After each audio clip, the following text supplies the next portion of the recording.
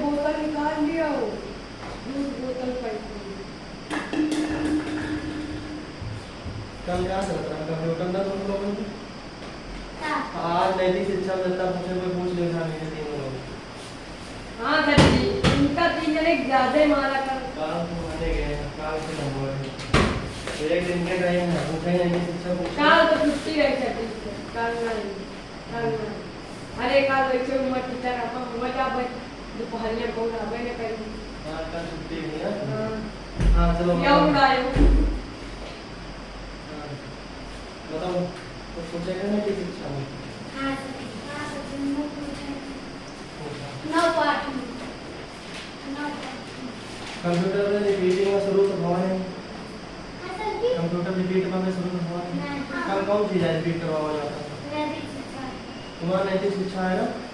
तो तुम्हारा हमारा नहीं पर पूरी सर जी काल हिंदी आ काल हिंदी आ प्रेरणा तुम्हारा हिंदी किताब है? सर जी हमारे से सर जी इन्हें मेरे कलाम एक बात सर जी ये वाला सुनिए सर जी खाली इधर सर जी इधर 10 पाठ इधर नहीं इधर नहीं जहाँ तक पीछे पढ़ा हुआ है उधर पढ़ा हुआ है पीछे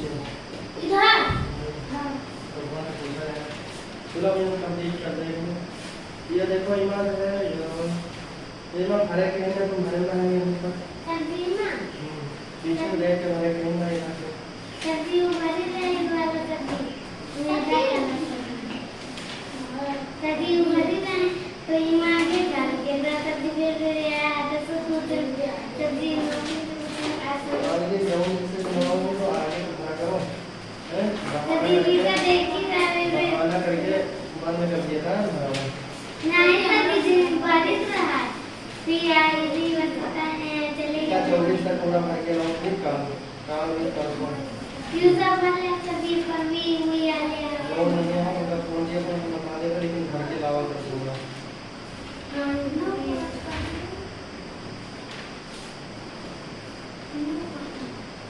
नीचे कुछ जो के चित्र दिए गए हैं सारा कच्छ में से इनके नाम छाट कर लिखते हैं आगे देखिए प्रत्येक जंतु वन है पालतू क्या उभय चल है ये पालतू है या उभय चल है ये वन है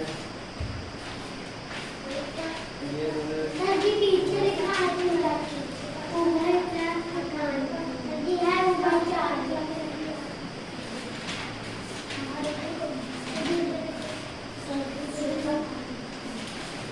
हम तो तीन से कह रहे हैं इमाम बना कर बेचारी का कोई सब्जी सब्जी ने पाठ नहीं पढ़ावा दवा मेरे को कोई चार सब्जी सब्जी सब तो लिखा है सब्जी किताब ने उनका किताब ने अपना बोला थे सब्जी सुन सब लिखा है कहा करो कहा और भी इधर झूमा है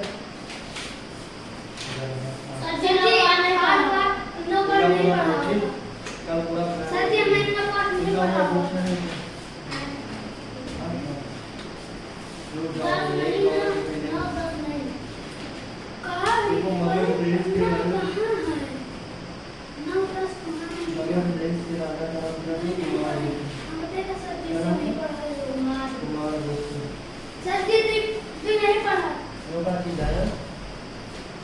मगध देश के राजा का नाम क्या था कुमार मगध के पड़ोस में जिसका राज्य था भूरो का राज्य था स्कंदगुप्त ने किस राज्य का विजय प्राप्त की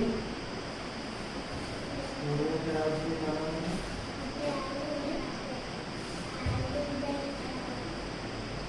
इसको लिखा देगा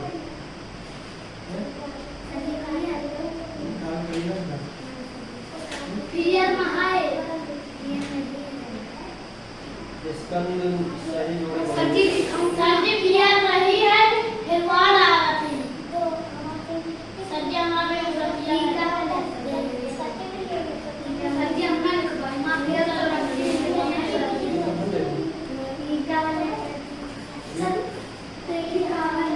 देखो पूरी किताब में एक से लेके मैं यहाँ तक काल छुट्टी है ईमा जत्ता तुम भर पाओ वक्ता भरो ठीक ये वाले क्वेश्चन जो होगा तो हमारे को सब्जी लेकिन इनका भर के हम पूरी किताब सब्जी हमारा खाली में पूरा सब्जी का गलत चप्पा है तुम्हें क्यों गलत पढ़ा है उन्हें कौन नहीं पढ़ाया हमारे प्यार पढ़ा सब्जी 9-10 नहीं पढ़ा 9-10 नहीं पढ़ा सब्जी 8 पढ़ा है उनके सब्जी 8 है 11 है सब्जी हमारा पढ़ना नौ नहीं वाला बोलना सर 10 है सब्जी वाला मैं पढ़ा हमारा पढ़ना रहा है चलो ठीक है ध्यान से सुनो है सब लोग ऐतिहासिक तथ्य है नीचे लिखे प्रश्नों के उत्तर संक्षेप में लिखना है भारत की पहली महिला शासक कौन थी रजिया सुल्तान भारत में मुगल साम्राज्य का संस्थापक कौन था बाबर ग्रांड ट्रंक रोड का निर्माण किसने करवाया था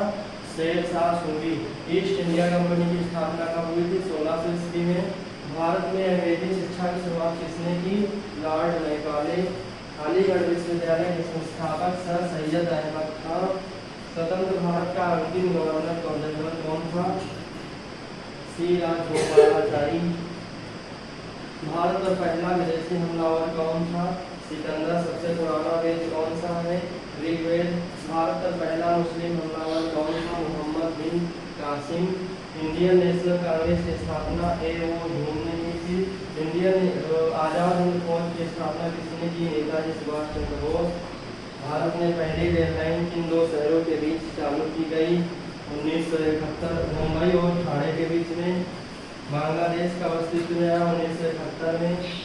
झेलम के किनारे सिकंदर का मुकाबला किसने किया? पृथ्वीराज चौहान ने। दिल्ली पर राज्य करने वाला अंतिम हिंदू राजा कौन था? Vasco D gamma.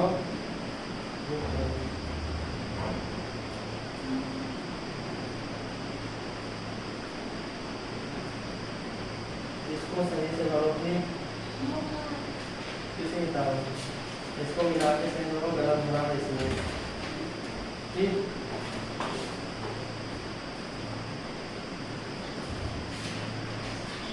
इसको सही से मिला के बनाओ।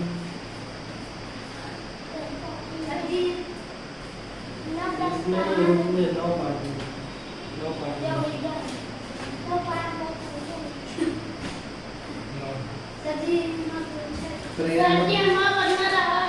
प्रेरणा 9 प्रेरणा।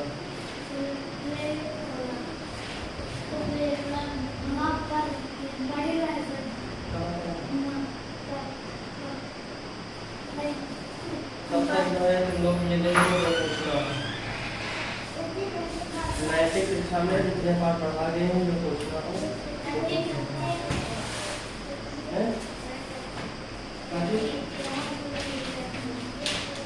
क्या हो?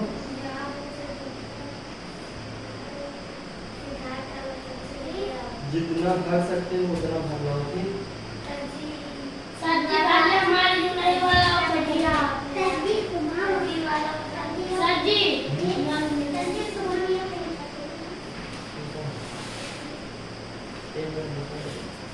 इसमें जो है ये वाला पार्ट लिखना है, ये वाला भरना, ये भरना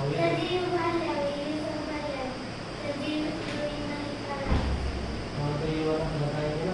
पहले इतना काम करके लाओ, ठीक, ये वाला करके लाओ, ये करके लाओ। ये सब 20 सीधा जो लिखा है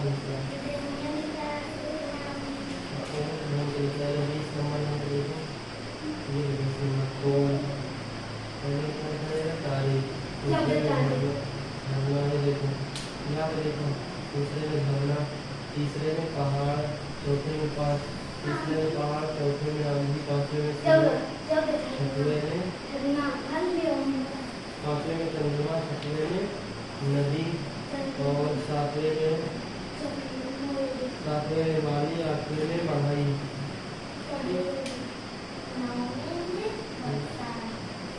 बरसात। ये सब अपने हाथ भरना है। इसको भर के लाओ, कल किताबें भर गए भरी न मिली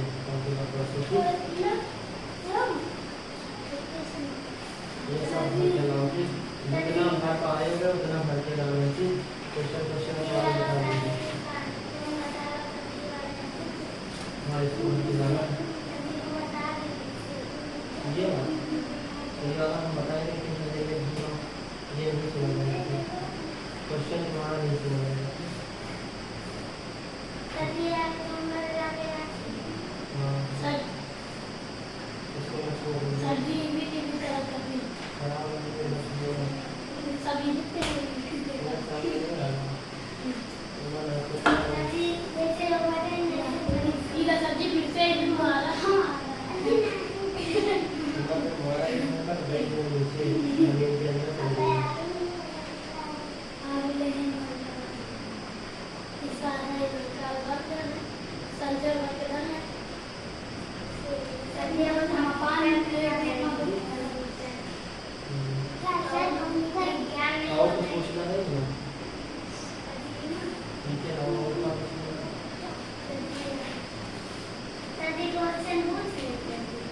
क्वेश्चन हम पहले ही वार्ता करके लाऊंगी सब फिर क्वेश्चन हम देंगे।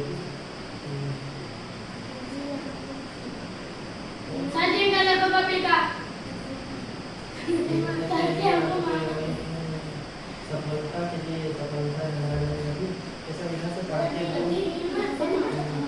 देखो रिक्त स्थानों की पूर्ति मिलान सही गलत ये सब जो है पीछे से देख के भरो। ठीक, इसमें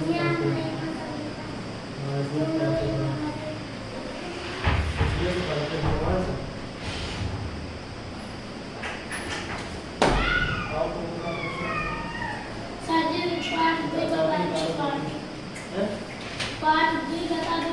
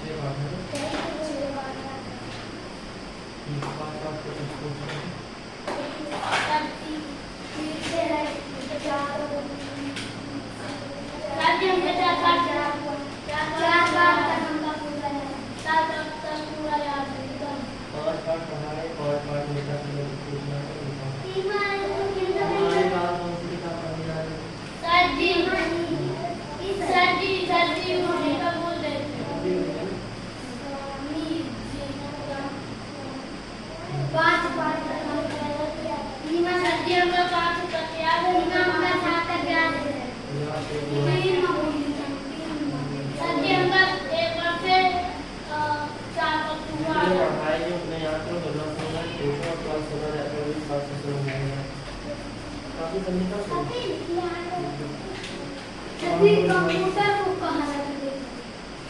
लव की पढ़ाई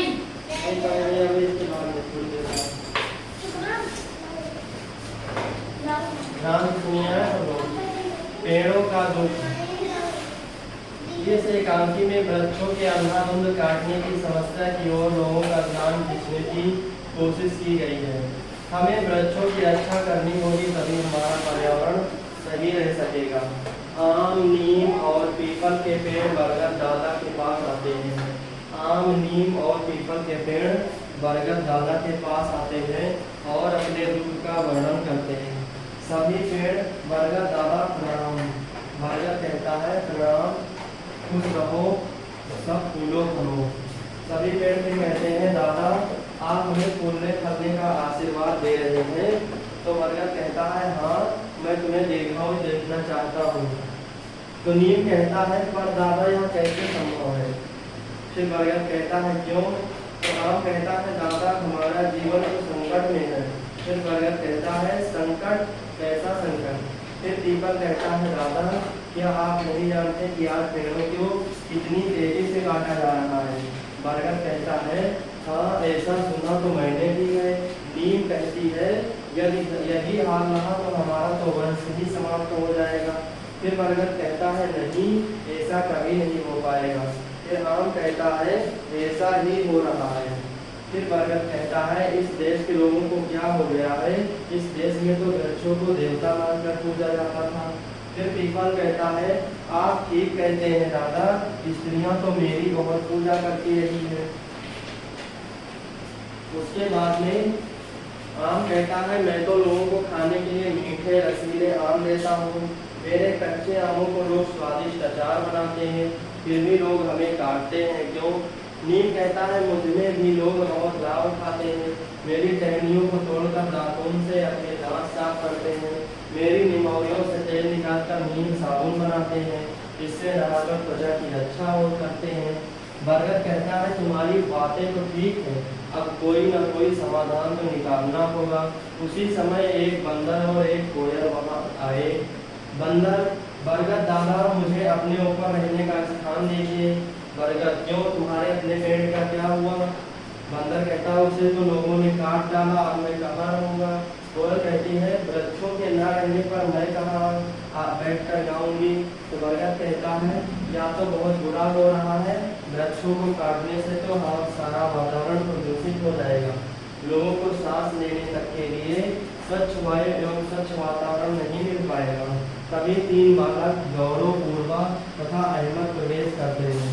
गौरव कहता है इस धूल और धुएं से मेरा दम घुटता जा रहा है। तो पूर्वा कहता है कहीं भी पेड़ों की छाया दिखाई नहीं दे रही है। अहमद कहता है आओ हम सब मिलकर बरगद दादा की छाया में बैठे। तीनों हाँ, यहाँ थोड़ी ठंडक है। गौरव कहता है मुझे ये हरे भरे वृक्ष बहुत अच्छे लगते हैं, ये वातावरण को शुद्ध बनाए रखते हैं। पूर्वा कहता है कल मेरे दादाजी बता रहे थे कि वृक्षों में भी जान होती है, वे भी सांस लेते हैं कहता है मैंने पढ़ा है कि वृक्ष हमारे लिए ऑक्सीजन छोड़ते हैं ताकि हम सांस ले सकें। फिर बर्गर कहता है बच्चों, पर कुछ स्वार्थी लोग वृक्षों को काटकर वातावरण को प्रदूषित कर रहे हैं। ये सभी पेड़ इसी कारण दुखी हैं। तीनों बच्चे कहते हैं पर हम उन्हें ऐसा नहीं करने देंगे। बर्गर कहता है पर आप उन्हें कैसे रोकोगे? तो गौरव कहता है पहले तो हम उन्हें समझाएंगे। गौरव पहले तो उन्हें समझाएंगे, यदि मैं ना माने तो हम पेड़ों से चिपक जाएंगे। अहमद कहता है बर्गर दादा, आपने चिपको आंदोलन के बारे में कुछ सुना ही होगा। तो बर्गर कहता है यह नाम तो मैंने सुना है पर यह है क्या? तो पूर्वा कहता है उत्तराखंड में यह आंदोलन चल रहा है, वहाँ लोग पेड़ों को बचाने के लिए उनसे चिपक जाते हैं, जिससे पेड़ काटने से बच जाते हैं। सभी पेड़ कहते हैं बच्चों, तुम्हारी बातों से हमारे अंदर आशा की किरण जाग उठी है। बर्गर कहता है बच्चों, तुम अपना काम शीघ्र शुरू करो। सभी बच्चे गाते हैं वृक्षों को कटने से बचाएं, वातावरण को शुद्ध बनाएं, नए नए वृक्ष लगाएं, वृक्ष कटे तो हम कट जाएं। ठीक है। पर्दा गिरता है, वृक्षों को काटने से रोकना चाहिए जिससे हमारे आसपास का वातावरण क्या रहे, स्वच्छ रहे। अब इस कहानी को ध्यान से सुनिए, हम गा के सुनाएंगे। ठीक सुनाए। हठ कर बैठा चांद एक दिन माता से यह बोला, सिलवा दो माँ मुझे उनका मोटा एक झिंगोला। सन सन चलती हवा रात भर जाड़े से मरता हूँ, ठिठुर ठिठुर कर किसी तरह यात्रा पूरी करता हूँ। आसमान का सफर और यह मौसम है जाड़े का, ना हो अगर तो ला दो कुर्ता ही कोई भाड़े का। बच्चे की सुन बात कहा माता ने, अरे सलोने कुशल करे भगवान लगे ना तुझको जादू टोने। जाड़े की तो बात ठीक है पर मैं तो डरती हूँ, एक नाप में कभी नहीं मैं तुझको देखा करती हूँ। कभी एक अंगुल भर चौड़, कभी एक फुट मोटा, बड़ा किसी दिन हो जाता है और किसी दिन छोटा। घटता बढ़ता रोज किसी दिन ऐसा भी करता है, नहीं किसी की आंखों को तू दिखलाई पड़ता है। अब तू ही या बताना तेरे किस रोज सिलाएं, सीधे एक झिंगोला जो हर रोज बदन में आए। अच्छा नहीं अच्छा लगा? बताओ बताओ अच्छा लगा? कैसे? हठ कर बैठा चांद एक दिन माता से कह बोला, सिलवा दो माँ मुझे उनका मोटा एक झिंगोला। सन सन चलती हवा रात भर जाड़े से मरता हूँ, ठिठुर ठिठुर कर किसी तरह यात्रा पूरी करता हूँ। आसमान का सफर और यहाँ मौसम है जाड़े का, ना हो अगर तो राजो कुर्ता ही कोई भाड़े का। बच्चे की सुन बात कहा माता ने, अरे सलोने कुशल करे भगवान लगे ना तुझको जा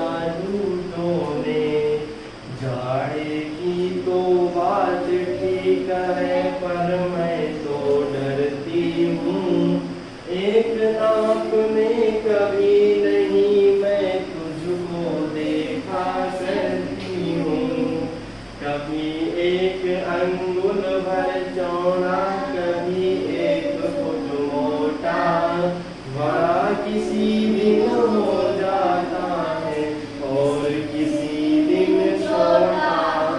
घटता बढ़ता रोज किसी दिन ऐसा भी करता है।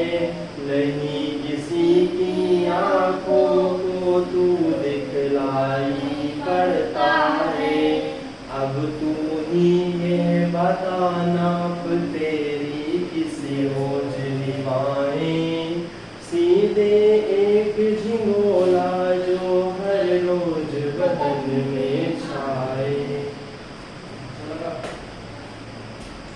इससे क्या शिक्षा मिलती है?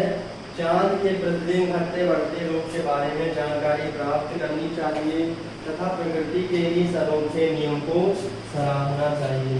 आप लोग जानकारी करके कल भी परसों आइए और बताइए कि चांद को रोज छोटा बड़ा करेगा। जानकारी लेकर आओगे? सब लोग लेकर आओ, ठीक जानकारी। मोबाइल कभी कभी इतना बड़ा हो जाता है, कभी इतना छोटा रहता है, कभी इतना बहुत बड़ा हो जाता है। अब बात आती है मेरी मास्को यात्रा की। हाँ सुनिए, मेरी मास्को यात्रा। मेरी मास्को यात्रा के अनुभव अनूठे एवं दिलचस्प है। नई दिल्ली के इंदिरा गांधी हवाई अड्डे से मेरा हवाई जहाज मास्को के लिए रवाना हुआ। शीघ्र ही हवाई जहाज हिमालय की पर्वतमालाओं के ऊपर उड़ान भरने लगा। हाँ, नीचे झांककर देखा तो दूर दूर तक फैले हुए सपाट मैदान थे। चारों ओर बर्फ ही बर्फ बिछी थी। बड़ा भव्य और सुंदर दृश्य था। जब मैं मास्को में हवाई जहाज से बाहर निकला तब वहाँ का तापमान 0 से 25 डिग्री कम था। जो ओवरकोट मैं दिल्ली से मंगवा कर लाया था वह किसी काम का साबित नहीं हुआ। मैं वहाँ बुरी तरह ठिठुर रहा था। हाथ पैर सुन्न हो रहे थे। हवाई अड्डे से बाहर निकला तो मैंने पाया कि सड़कों पर खूब चहल पहल थी। सड़कों के किनारे के पेड़ बर्फ से ढके थे। सड़क के दोनों ओर ऊंची ऊंची इमारतें थीं। सड़क के किनारे पटरियों पर लोग आ जा रहे थे। सभी ने भारी भरकम ओवरकोट, हाथों में दस्ताने और पैरों में फर के बूट पहने रखे थे। हमारी कार एक विशाल भवन के आंगन में दाखिल हुई। हमें एक फ्लैट से पहुंचाया गया। फ्लैट 5वीं मंजिल पर था। हालांकि उस समय दिन के 4 बज रहे थे, पर उस वक्त तक अंधेरा होकर आया था।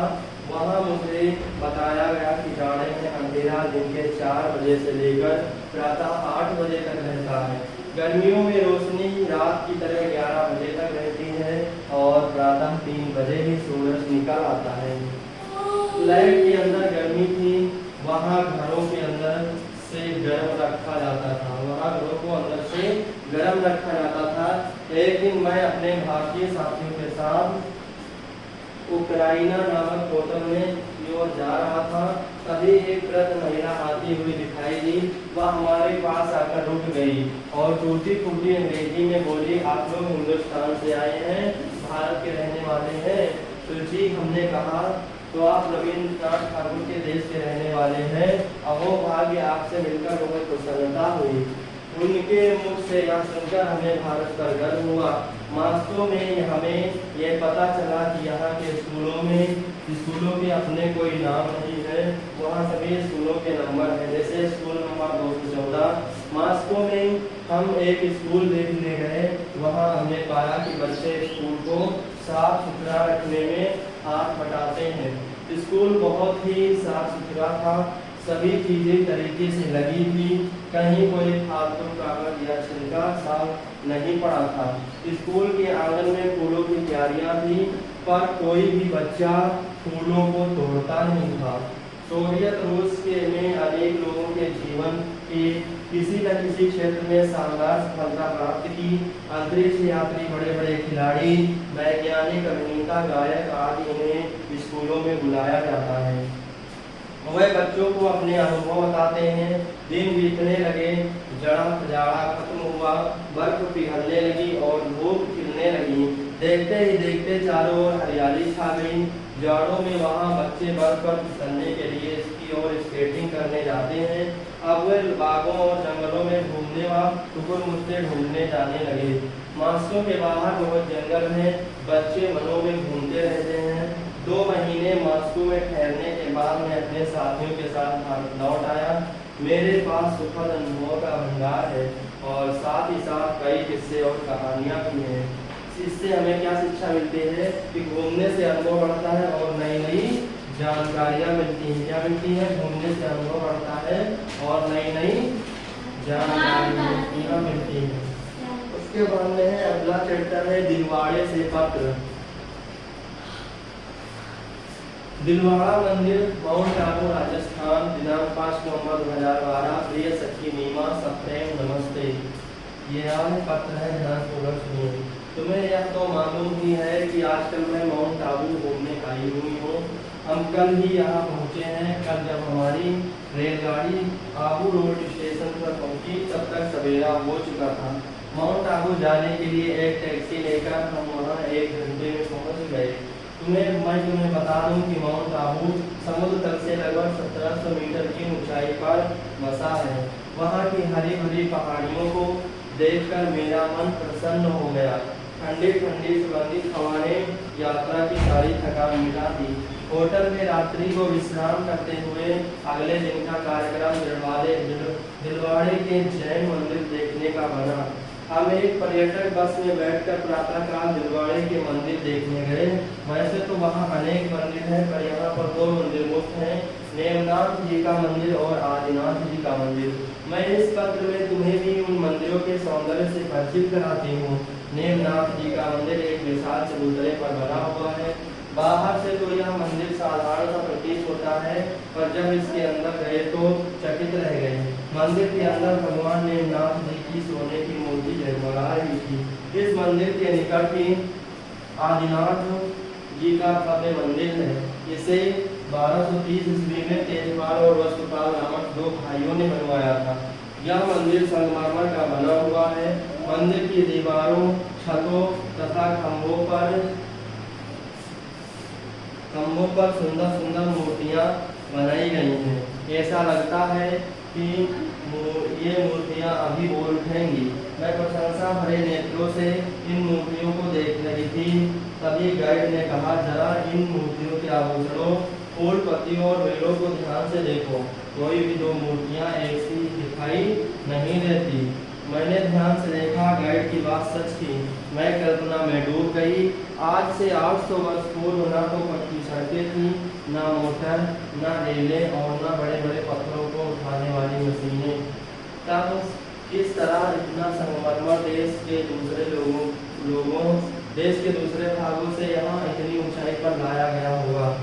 यह मनुष्य ही है जो अपने परिश्रम से असंभव को भी संभव बना लेता है। परिश्रमी और लगनशील व्यक्ति कभी भी मार्ग की विघ्न बाधाओं के सामने हार नहीं मानता। शेष वर्णन अगले पत्र में लिखूंगी। तुम्हारी अभिन्न सखी कविता। ये है एक पत्र इस प्रकार से लिखाया है और इससे हमें क्या शिक्षा मिलती है कि परिश्रम से ही सफलता संभव है। अब चूहा दिल्ली जा रहा है। चूहे ने यह कहा कि चुहिया छाता और छड़ी दो, लाया था जो बड़े सेठ के घर से वह पगड़ी दो। मटर मूंग जो कुछ घर में है वही सभी मिल खाना, खबरदार तुम लोग कभी बिल से बाहर मत आना। दिल्ली एक बड़ी बाजी है, बात लगाए, न जाने कब किसे न होते किसे चट कर जाए। सो जाओ सब लोग लगाकर दरवाजे पर किल्ली, आजादी का जश्न देखने मैं जाता हूँ दिल्ली। दिल्ली में देखूंगा आजादी का नया जमाना, किले पर फूल तिरंगे झंडा फहराना। अब ना रहे अंग्रेज देश पर काबू है अब अपना, पहले जमाना के शासन थे अब राष्ट्रपति है अपना। घूमूंगा दिन रात करूंगा बातें नहीं किसी से, हाँ फुर्सत जो मिले मिलूंगा मैं प्रधानमंत्री से। गांधी युग में कौन आया चूहों की अब खिली, आजादी का जश्न देखने मैं जाता हूँ दिल्ली। इससे क्या शिक्षा मिलती है? स्वतंत्र जीवन प्रत्येक व्यक्ति के जीवन को हर्ष और उल्लास से भर देता है। उसको ना छोड़ो, उसे ना छोड़ो। रविवार छुट्टी का दिन। माँ क्या रविवार के पास कोई मोटर कार नहीं है? यहाँ से सुनो। रविवार जो छुट्टी का दिन है उसके बारे में एक कहानी है। माँ क्या रविवार के पास कोई मोटर कार नहीं है? सोमवार मंगलवार बुधवार बड़ी दूर से आते हैं परंतु बहुत जल्दी आ जाते हैं। तो ऐसा मालूम होता है कि इन सबके पास अपनी अपनी मोटर कारें होंगी, तभी तो ये इतनी जल्दी आ जाते हैं। लेकिन मगर माँ यह रविवार इतना विलम्ब करके क्यों आता है? क्या उसका घर नीले आकाश से भी बहुत दूर है? क्या उसकी माँ बहुत करीब है? क्या उसके पास कोई मोटर कार भी नहीं है, घोड़ा गाड़ी भी नहीं है, कोई बैलगाड़ी भी नहीं है, तभी तो वह धीरे धीरे चलता है। अन्य दिन उससे पहले आ जाते हैं, वह बेचारा पीछे रह जाता है। सोमवार मंगलवार बुधवार एक तो बहुत जल्दी आ जाते हैं, दूसरा आते हैं तो फिर जाने का नाम नहीं लेते। इसका अभिप्राय तो यह हुआ कि उन्हें अपने घर में कोई काम होता ही नहीं है। परंतु माँ यह रविवार तुरंत भाग जाता है, उसका 1 घंटा तो आधे घंटे में ही बीत जाता है। कभी कभी तो वह इधर आता है और उधर चला जाता है। क्या उसे अपने घर में बहुत काम है? उस घर में जो नीले आकाश में है, जो हमसे बहुत दूर है, जहाँ रविवार की बूढ़ी माँ रहती है। शायद यही कारण है कि वह जल्दी जल्दी भाग जाता है। ना भागे तो उसकी बूढ़ी माँ का काम कौन करेगा? सोमवार मंगलवार बुधवार इन सबके चेहरे इतने भयानक हैं कि हम उन्हें देखकर डर जाते हैं। ये हम सबको घसीटकर विद्यालय ले जाते हैं। जब मैं शनिवार के अगले दिन जागता हूँ, रविवार सामने आकर मुस्कुराकर और कहता है लो मैं आ गया। मगर जब वह जाने लगता है तो मेरी आंखें सजल हो जाती हैं, पर वह रुकता नहीं है, वह भाग भी जाता है। माँ मेरा जी तो यही चाहता है कि अगर कोई रविवार के लिए भी मोटर कार लगा दे, फिर तो वह प्रतिदिन मेरे पास आया करेगा, प्रतिदिन मेरे साथ खेला करेगा, प्रतिदिन मुझे हंसाया करेगा। जिज्ञासी बच्चों की जिज्ञासा शांत करनी चाहिए। इससे क्या शिक्षा मिलती है? जिज्ञासु बच्चों की जिज्ञासा शांत करनी चाहिए। अब एक लड़की है पसंदी बात, उसकी बात आती है। ठीक है, मेरे जो उनके जीवन परिचय से भी संबंधित है। मेरा जन्म उत्तराखंड के चमोली जिले के पंपा गांव में 24 मई 1954 को हुआ, जिसके पास ही घंटी थी कल करती भागीरथी नदी। मेरे माता पिता कठोर परिश्रम करने वाले थे, परिवार गरीब था। मेरे पिता ने मुझे आत्मसम्मान पूर्वक जीने का पाठ पढ़ाया था। मैं अपने परिवार की तीसरी संतान थी। मेरे बड़े भाई को पहाड़ों पर चढ़ना अच्छा लगता था, पर मुझे डांट कर मना कर दिया जाता था। पर मैंने भी पक्का निश्चय कर लिया था कि मैं भी वही करूँगा जो लड़के करते हैं। बचपन में मुझे 5 किलोमीटर पैदल चलकर स्कूल जाना पड़ता था। 8वीं पास करने के बाद पिता ने पढ़ाई का खर्च उठाने से मना कर दिया। मैंने सिलाई का काम सीखा और सिलाई करके पढ़ाई का खर्च चुकाने लगी। इस तरह मैंने MA B.Ed तक की शिक्षा पूरी की। अभी तक मैं बेरोजगार थी। यह मेरे लिए सबसे बड़ी परीक्षा की घड़ी थी। मैंने पहाड़ पर चढ़ने के लक्ष्य को सदा अपने सामने रखा। इसी दौरान मैंने काला नाग पर्वत की चढ़ाई की। फिर 1982 में मैंने गंगोत्री ग्लेशियर जो कि 6,672 मीटर की चढ़ाई की। इससे मेरा आत्मविश्वास बढ़ा। मैंने उत्तर काशी और पर्वतारोहण का प्रशिक्षण लेना प्रारंभ किया। वहीं पर प्रधानाचार्य कर्नल प्रेमचंद ने मुझे एवरेस्ट के लिए उपयुक्त घोषित किया। मैंने अपने अंदर छिपी संभावना और प्रतिभा को पहचान लिया। अगस्त 1983 में दिल्ली में हिमालय पर्वतारोहियों का सम्मेलन हुआ। तब मैं पहली बार तेंजिंग नोर्गे एवरेस्ट पर चढ़ने वाले पहले पुरुष तथा झुमके तापी एवरेस्ट पर चढ़ने वाली पहली महिला से मिली। तभी मैंने संकल्प लिया कि मैं भी उनकी ही तरह एवरेस्ट पर अवश्य पहुंचूंगी। सन 1984 में भारतीय एवरेस्ट अभियान दल में बहुत पुरुष महिला दोनों थे। इसका मूल उद्देश्य भारतीय नारी को माउंट एवरेस्ट की चढ़ाई का अवसर प्रदान करना था। इस दल में मेरे समेत 7 महिलाएं थीं। यह मेरा पहला बड़ा अभियान था। यह मेरी परीक्षा की घड़ी थी। यह अभियान दल 7 मार्च को दिल्ली से काठमांडू के लिए रवाना हुआ। मैंने नवचे बाजार से सर्वप्रथम एवरेस्ट को देखा, जिसे नेपालियों में सागर माथा के नाम से जाना जाता है। मुझे यह नाम अच्छा लगा। 26 मार्च को हम पेरिस पहुंचे। वहां मार्ग में एक बहुत बड़ी बर्फ की चट्टान नीचे खिसक आई थी। इसमें एक शेरपा कुली की मृत्यु हो गई। जब अप्रैल में मैं बेस कैंप में थी, तब तेंजिंग अपनी सबसे छोटी सुपुत्री डेकी के साथ मेरे पास आए। उन्होंने मेरा उत्साह बढ़ाते हुए कहा, तुम एक पक्की पर्वतीय लड़की लगती हो। तुम्हें तो शिखर पर पहले ही प्रयास में पहुंच जाना चाहिए। मैं 15-16 मई 1984 को बुद्ध पूर्णिमा के दिन लोहसे की बर्फीली ढलान पर लगाए गए सुंदर रंगीन नायलॉन से बने तंबू में थी। रात के 12:30 बजे एक ग्लेशियर टूटकर नीचे आ गिरा। इसने हमारे कैंप को तहस नहस कर दिया और हम निरंतर आगे बढ़ते रहे। 23 मई 1984 को यादगार दिन आया। सफलता मेरे बहुत निकट थी। दोपहर 1:07 पर मैं एवरेस्ट की चोटी पर खड़ी थी।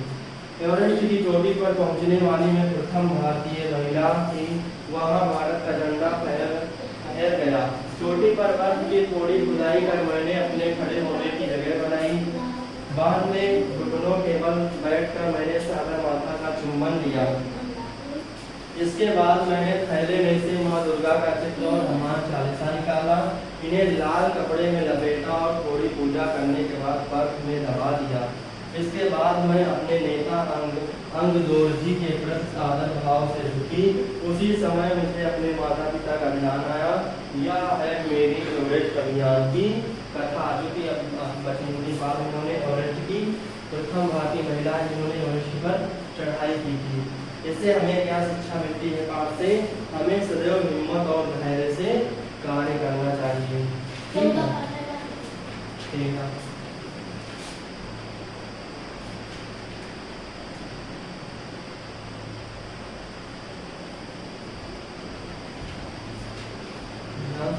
केरल का पर्व है ओणम।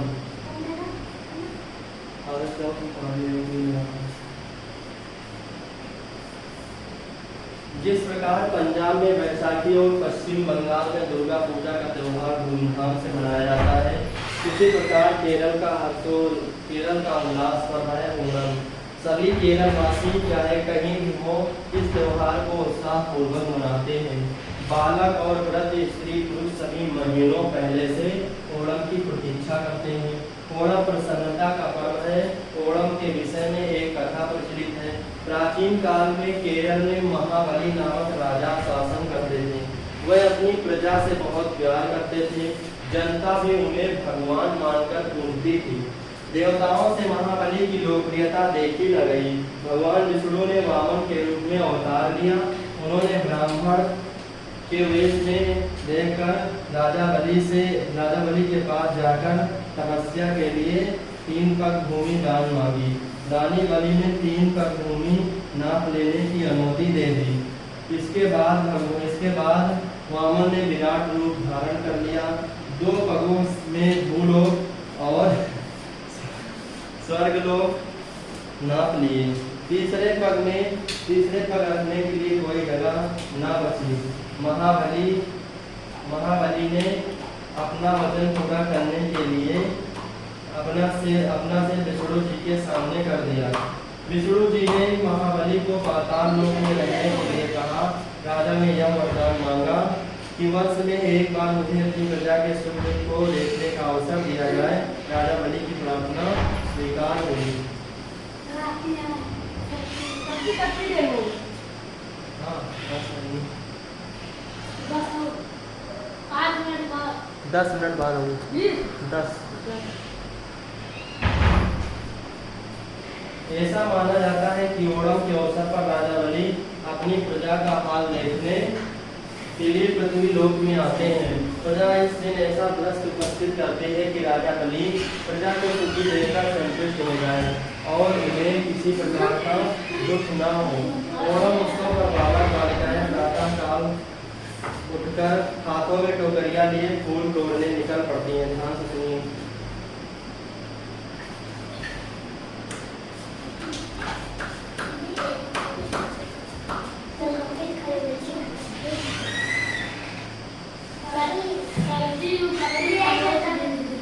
अरे एक लोग गए तो क्या तो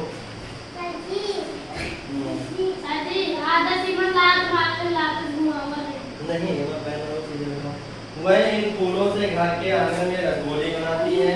रंगोली के बीच में विष्णु जी और महाबली की मूर्तियां रखी जाती हैं। फूल, चावल, रोली, सुपारी, लौंग और नारियल चढ़ाकर पूजा की जाती है। ओणम पर नावों की दौड़ का आयोजन किया जाता है। एक नाव लगभग 15 मीटर लंबी होती है। नाव को रंगीन झंडियों से सजाया जाता है। नाव पर बैठे लोग गीत गाते रहते हैं। विजेता नाव को पुरस्कार दिया जाता है। ओणम का उल्लास केरल के लोक नृत्यों में झलकता है। यहाँ का लोकप्रिय नृत्य है कथकली। युवतियाँ सुनहरी किनारी की दूध जैसी सफेद साड़ियाँ पहनकर बालों में फूलों की बेड़ियाँ सजाकर इस नृत्य को करती हैं, जिससे उन्हें आनंद की अनुभूति होती है। केरल के प्रत्येक उत्सव में हाथी अवश्य शामिल होते हैं। ओणम के अवसर पर हाथियों को सजाकर ढोल नगाड़े के साथ मुख्य मार्गों से निकाला जाता है। ओणम केरल का सबसे बड़ा पर्व है। इसे सभी केरलवासी मिलजुल कर प्रसन्नता पूर्वक मनाते हैं। इस पूरे पाठ से हमें क्या शिक्षा मिलती है?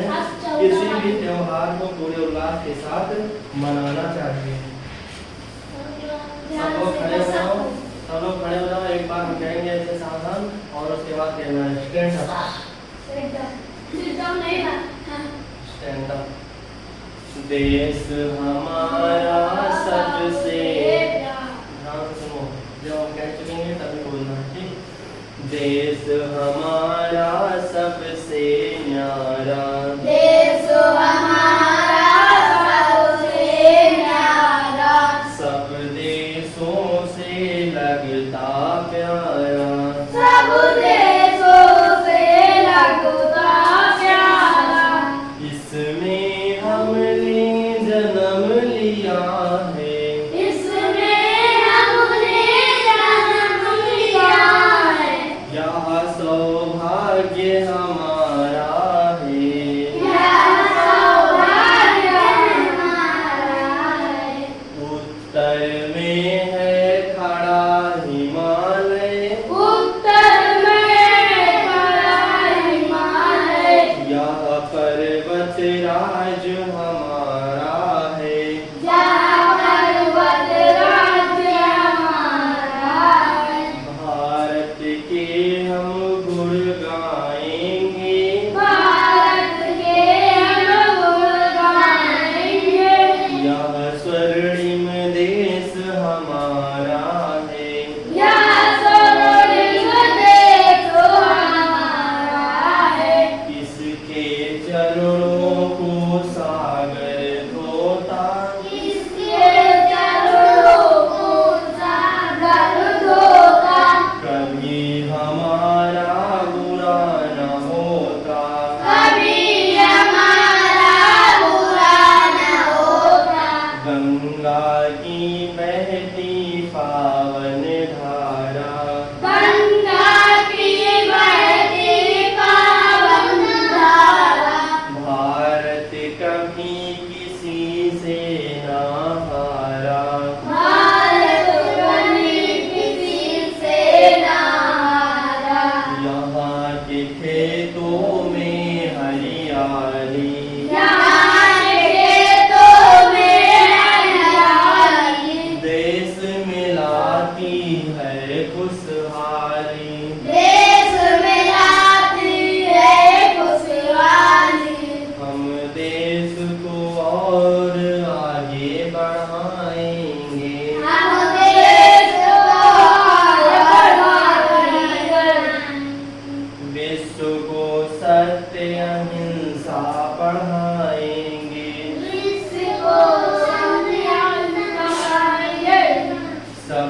मिलकर देश के गुण गाएंगे। सब मिलकर देश के गुण गाएंगे। एक नूतन भारत वर्ष बनाएंगे। एक नूतन भारत बनाएंगे। इससे हमें क्या शिक्षा मिलती है? हमेशा अपने देश का गुणगान करना चाहिए। जिसको जो पूछना हो पूछ लो, कल सुना जाएगा। आगे वाले नहीं, पीछे वाले नहीं। पढ़ाई